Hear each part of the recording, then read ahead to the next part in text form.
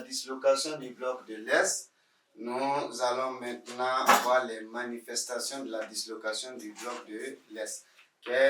Comment cela s'est manifesté? Il y a eu des causes. Les réformes de Gorbatchev, il y a eu également les difficultés économiques que l'URSS a connues avec l'énergie qu'ils ont déployée pour pouvoir maintenir leur position dans la course aux armements. Mais maintenant, comment la dislocation s'est manifestée sur le terrain? Donc, grand 2, les manifestations. Les manifestations de la dislocation du bloc de l'Est.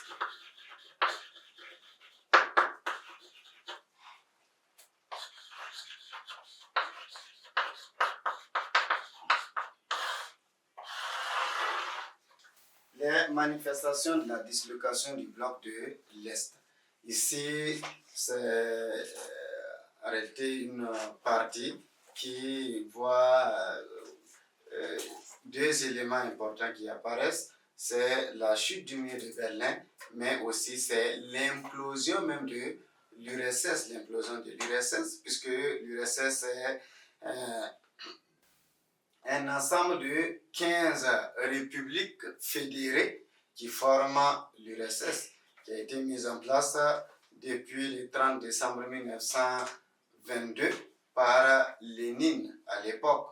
Et ces 15 républiques fédérées-là ont formé ce bloc qui a évolué depuis les différents affrontements, la Seconde Guerre mondiale, les difficultés qu'ils ont traversées pendant la guerre froide, ainsi de suite.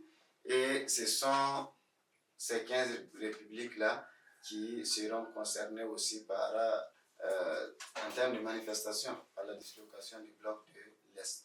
Donc ici, premièrement, comme premier élément concernant la manifestation du bloc, de la dislocation du bloc de l'Est, c'est la chute du mur de Berlin.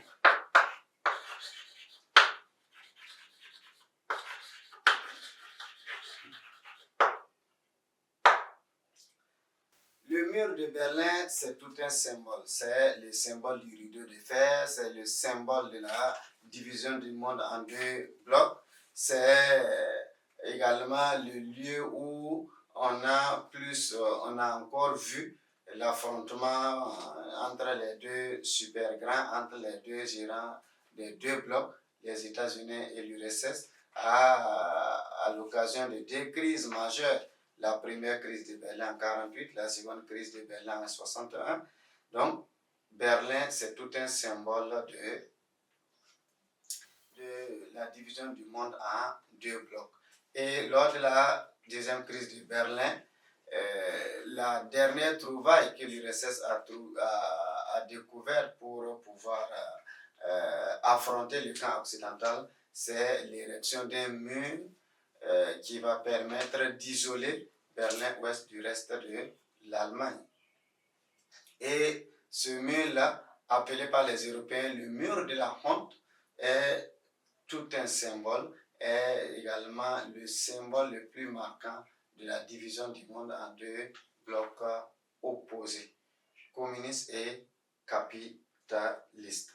Donc, à partir des réformes entreprises par Gorbatchev, le vent de liberté, les aspirations libérales également vont se faire sentir de part et d'autre des pays sous emprise communiste. Et un peu partout, les gens se manifestent, les gens s'opposent au communisme. Et à l'image de plusieurs pays comme la Pologne, comme la Hongrie qui ont tous abandonné le communisme, l'Allemagne à son tour est frappée par ce vent de liberté qui souffle sur l'Europe centrale et l'Europe de l'Est. Et les manifestations organisées de part et d'autre vont avoir raison du mur de Berlin qui finalement va être détruit à partir du 9 novembre 1989. Donc, chute du mur de Berlin, le 9 novembre 1989. Et avec la pression de la population des manifestants, ils ont fini par détruire le mur et cela va permettre la réunification des deux Allemagnes dès le 3 octobre 1990. Donc le mur de Berlin qui tombe, c'est un symbole de l'opposition Est-Ouest qui disparaît. Le mur de Berlin qui tombe, c'est le communisme également qui prend un coup. Donc, le 9 novembre 1989, le mur de Berlin tombe et dès le 3 octobre,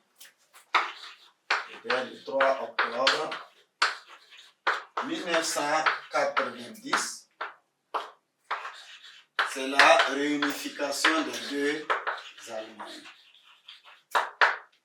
Réunification des deux Allemagnes. RFA et RDA. La RFA, République fédérale d'Allemagne, mise en place par les capitalistes, avec pour capitale Berlin-Ouest, et la RDA, République démocratique d'Allemagne, avec pour capitale Berlin-Est, et qui est une zone d'obédience communiste. Donc, première manifestation de la dislocation du bloc de l'Est, c'est la chute du mur de Berlin le 9 novembre 1989, et cette chute a permis la réunification des deux Allemagnes à partir du 3 octobre 1990. Donc, en réalité, à partir de ce moment, l'opposition Est-Ouest au niveau de l'Allemagne disparaît. Et c'est les aspirations libérales qui ont pris le dessus. C'est le capitalisme qui a eu la victoire dans cette confrontation au niveau de l'Allemagne. Le deuxième volet concernant les manifestations de la dislocation du bloc de l'Est, c'est l'implosion même de l'URSS. Donc, l'implosion de l'URSS. L'implosion de l'URSS, les différentes mesures prises par Gorbatchev ont facilité les contestations, ont facilité les critiques, ont aussi favorisé l'avènement d'une autre façon de voir le monde, de voir la politique. Et à ce niveau-là, ces différentes réformes vont entraîner des manifestations un peu partout dans les différentes républiques à travers l'URSS. Et nous avons, comme je l'ai souligné précédemment, 15 républiques qui formaient l'URSS. Donc ces vents de liberté qui ont soufflé sur ces différentes républiques, les aspirations d'indépendance vont naître et les différentes manifestations vont accompagner cela. Et finalement, on va avoir la chute de l'URSS, si on peut le dire ainsi, et une autre organisation va voir le jour, la communauté des États indépendants. Donc, CEI, communauté des États indépendants, sauf quelques États qui vont rester avec la Russie, c'est surtout l'Azerbaïdjan, mais aussi les États baltes. Les États baltes, c'est la Lettonie, c'est l'Estonie, c'est la Lituanie. Les 11 républiques, les 4 là, ne vont pas faire partie de ce lot de communautés des États indépendants. Les 11 autres vont quitter la fédération et pour être des États maintenant indépendants. Et on ne va laisser qu'une Russie, une Russie toujours fédérée, et la dislocation à ce niveau de l'URSS sera sous la gestion. La Russie sera sous la gestion maintenant de Boris Eltsine, qui a remplacé Gorbatchev. Gorbatchev qui, à partir de 1991, lui aussi, il a démissionné compte tenu des différentes oppositions et également l'opposition au niveau de l'Assemblée qu'il a perdu et il n'a plus de soutien. Même les réformateurs qui ont soutenu Boris Eltsine contre Gorbatchev, donc finalement il démissionne et Boris Eltsine prend le relais. Mais il prend le relais un pays qui est en dislocation, un pays qui est en difficulté, un pays qui est en train de se disloquer, qui est en train de se désagréger. Donc toute l'architecture bâtie depuis des années, depuis Lénine, en passant par Staline, Nikita Khrouchtchev, Léonid Brezhnev, va prendre un coup avec les réformes entreprises par Gorbatchev et on va assister à la chute, à la dislocation de l'URSS.